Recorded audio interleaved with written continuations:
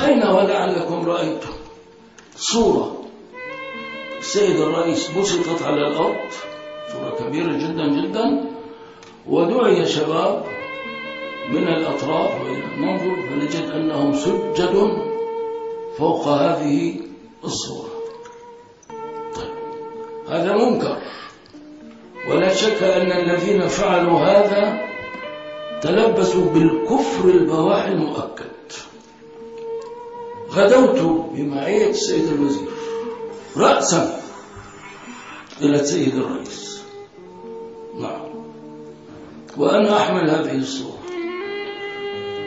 قلت له تأمل سيادة الرئيس، أنا أحلل تحليل ظني، هؤلاء الذين فعلوا هذا الأمر هم في الظاهر من مؤيديك، ولكنهم والله في الباطن ممن يشنؤونك.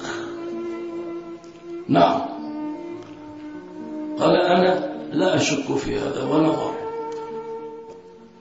وأنا أقول لك نعم، أولا من فعل هذا فقد تلبس بالكفر البواح، سجد لغير الله عز وجل. ثانيا الذين دبروا هذا الأمر تظاهروا بعظيم المحبة له، ولكنهم جعلوا من ذلك منزلقا له لتحتاج الأمة أكثر فأكثر.